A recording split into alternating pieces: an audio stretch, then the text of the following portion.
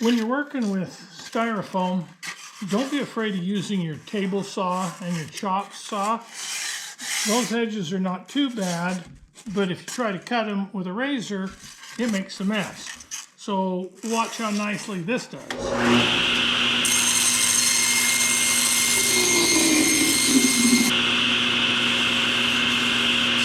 Nice clean edge.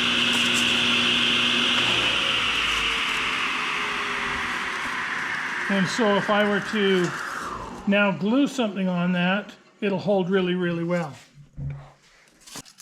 I'm trying to make a part that looks like this, that will connect onto a wing like this to produce that small tapered front that you see Mustangs have them. This is actually a Piper Cherokee. So I'm trying to produce a part like that. Later on I will glue these together with Gorilla Glue. I'll cut a slot in the bottom and put a piece of carbon fiber inside of it along with my wiring. Then I will actually put my flaps back through here. I'll have to stabilize that as well. And then my ailerons out on the outer edge of it.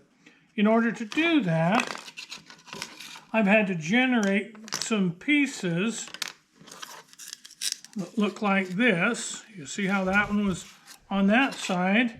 This one was on this side. Now, when I do that, you'll notice that I've got a pattern I cut out on my laser cutter. You could actually do it by hand and sand it and make the profile for the chord. But I've got a piece of welding rod that gives me a surface to slide on my wire so that I lead in and lead out so that I don't end up with weird accidental cuts inside my pattern. So watch this as I glue this on. I need to make one just like that, and then I need to make the other side. So I just use my hot glue.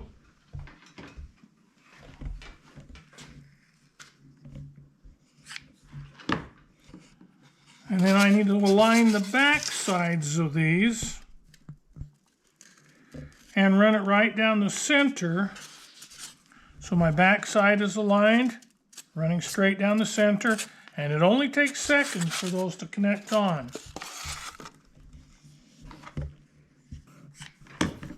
So now if I do the same thing on the back here,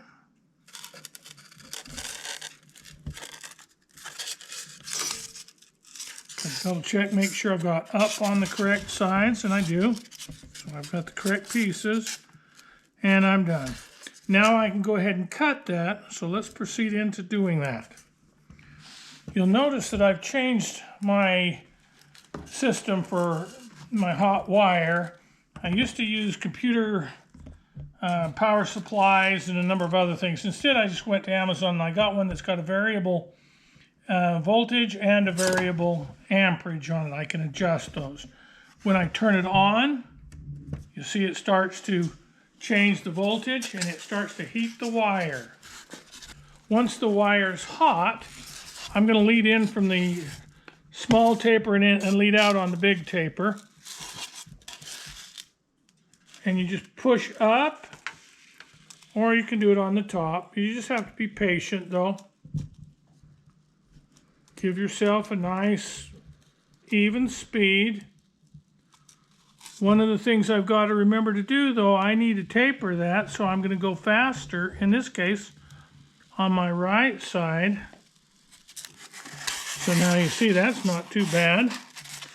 I've got a little bit porous foam here on this one. Maybe I ought to use the other one. But now if I'm going to do the back side of it the same way, if I go down on it,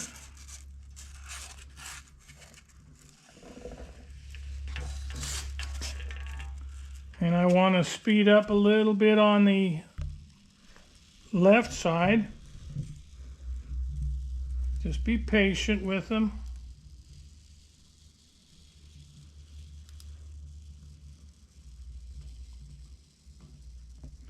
I could increase my voltage and my amperage, but that tends to cause other problems, so I just choose to leave it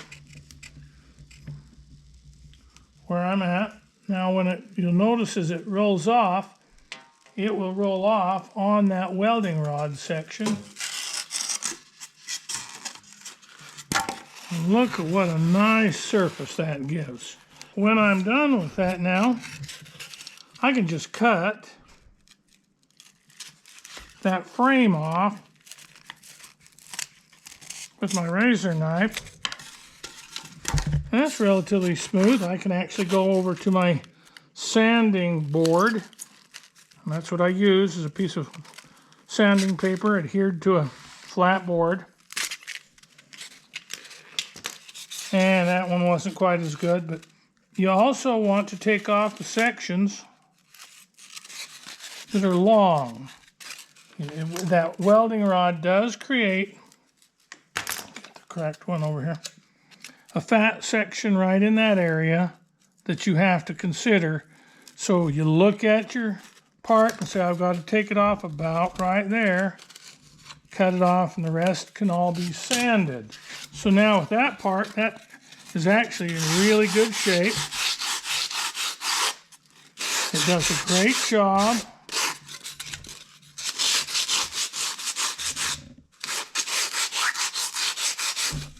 You can square up the parts by putting them flat on the table. Make sure that you're sanding flat as well, that your board is flat, that your wing section is flat. Now when I put dihedral in there, I'll do it very similar to that. We'll cover that in another video. But now I've got a piece that fits perfectly. All I have to do is cover it with the paper, like I showed in another video.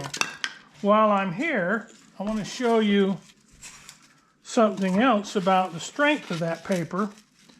As I put pressure on it, it has hardly any flex. The unpapered one, you see how much more flexible it is? That paper does a great job of creating rigidity and not adding weight.